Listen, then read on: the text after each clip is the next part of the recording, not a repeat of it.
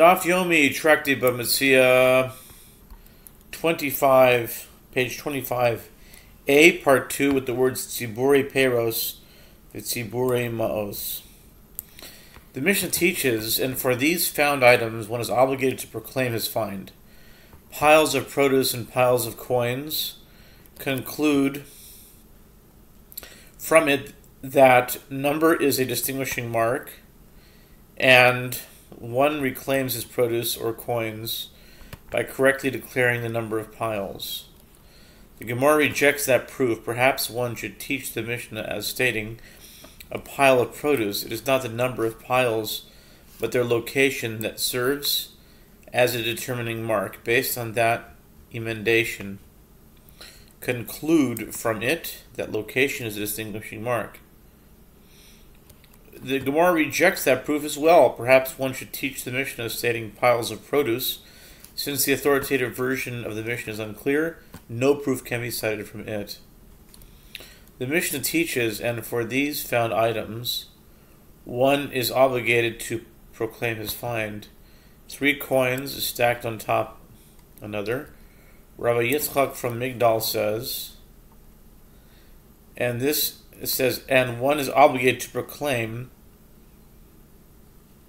This is interesting that Rabbi Yitzchak Migdala says, and one is obligated to proclaim the find in the case where the coins are arranged in well-ordered towers.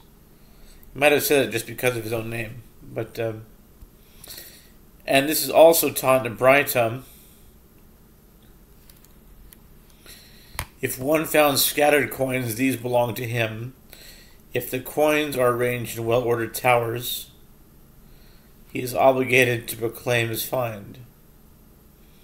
The Braita elaborates, and these coins are arranged in towers. 3 coins stacked one on top of another. The Gemara notes an apparent contradiction in the Braita.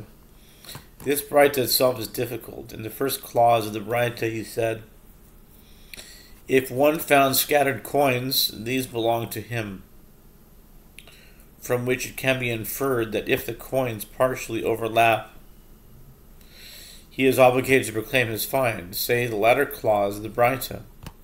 If the coins are arranged in well-ordered towers, he is obligated to proclaim his find, from which it can be inferred that if the coins partially overlap, these coins belong to him. The Gemara answers, the Tana of the Braita calls any pile of coins that is not arranged in well-ordered towers scattered. Rabbi Hanina says the sages taught that one must proclaim his find only when he finds coins minted by 3 different kings. But if all the coins were minted by one king, one is not obligated to proclaim his find. The Gemara asks, what are the circumstances? If the coins are arranged in well-ordered towers, then even if all the coins are minted by one king, the finder should also be obligated to proclaim his find. And if the coins were not arranged in well-ordered towers, I wonder what the gematria of that is. Well-ordered towers.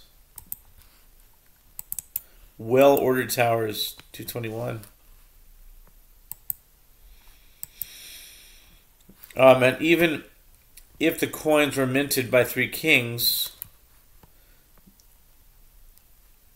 the finder should also not be obligated to proclaim his find. Rather, if Rabbi Hanina's ruling was stated, this is how it was stated. The sages taught that one must proclaim his find only when he finds coins of different sizes minted by one king, which are similar to the coins minted by 3 kings. But if they are coins of the same size minted by one king, he is not obligated to proclaim his find. The Gemara elaborates according to this interpretation. What are the circumstances of coins that are arranged in well-ordered towers, which one must proclaim?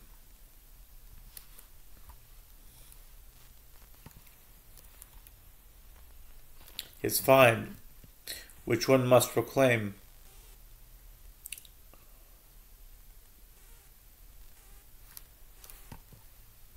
It is when the bottom coin is broadest, and the intermediate size coin atop it is the smallest coin, and as atop an intermediate one, as we say, they were placed there and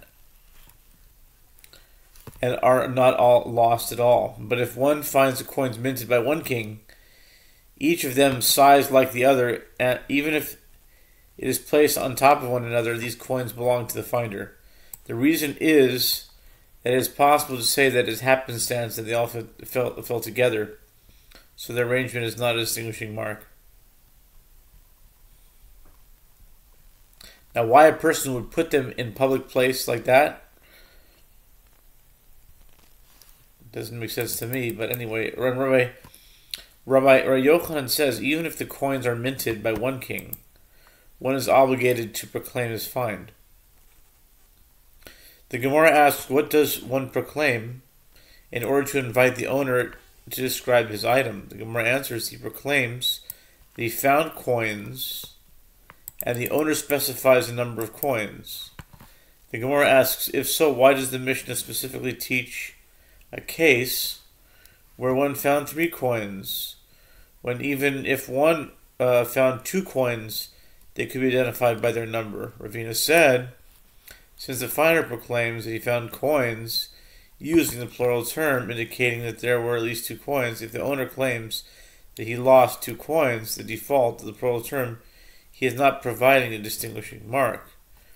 Therefore, the Mishnah teaches a case of 3 coins. Rabbi Yirmiyah raises a dilemma. If one found coins configured like a round bracelet, what is the halacha? If they were configured like a straight line, what is the halacha? If they were configured like a triangle, what is the halacha? If they were configured like a ladder, partially, one portion on top of the other, partially protruding, what is the halacha? The Gemara suggests resolve at least one of these dilemmas, as Rabbi Nachman says that Rabbi Bar Avu says, for any arrangement of coins, such that if one were to introduce a wood chip between the coins, he could thereby lift them all at once with that wood chip, he is obligated to proclaim his find. Based on that criterion, one can conclude that if one finds coins configured like a ladder, he is obligated to proclaim his find. Why Rav Ashi? Rav Ashi raises a dilemma.